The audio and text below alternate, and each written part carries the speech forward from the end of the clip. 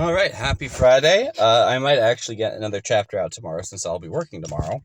But we'll see about how I'm feeling. We're doing chapter 8 in Genesis.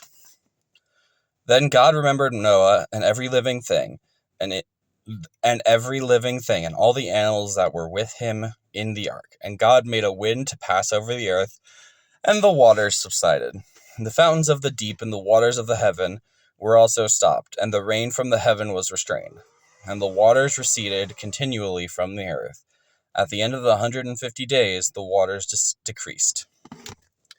Then the ark rested in the seventh month, the 17th day of the month, on the mountains of Ararat. And the waters decreased continually until the 10th month. In the 10th month, on the first day of the month, the tops of the mountains were seen. So it came to pass at the end of the 40 days, Noah opened up the window of the ark which he had made.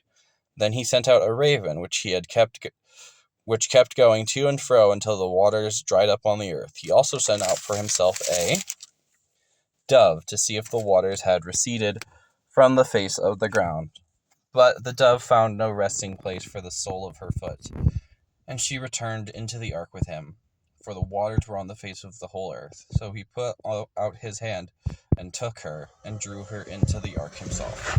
And he waited yet another 7 days, and sent the dove out from the ark. Then the dove came to him in the evening, and behold, a freshly plucked olive leaf was in her mouth.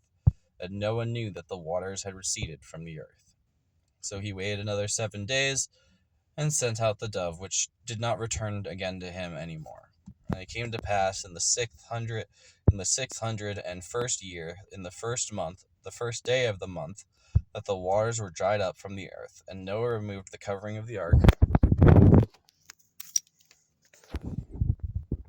and looked, indeed the surface of the ground was dry. And in the second month, on the 27th day of the month, the earth was dried. And then God spoke to Noah, saying, Go out of the ark,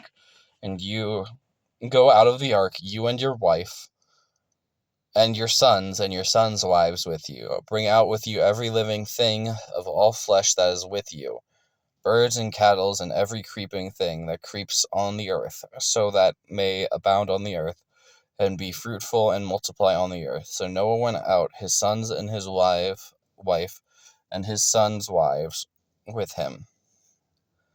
Every animal, every creeping thing, every bird, and whatever creeps on the earth according to their families went out of the ark.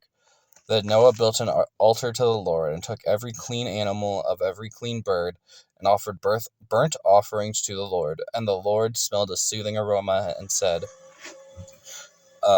in his heart, I will never again curse the ground for man's sake, although the imagination of man's heart is evil from his youth, nor will I destroy every living thing as I have done. While the earth remains, seed time and harvest, cold and heat, and winter and summer, and day and night shall not cease. I was actually, all right, here's the fun fact, or the trivia bit, or whatever. I asked once why the dove didn't come back when I was like really little, and my teacher said, oh, well, it found someplace to go.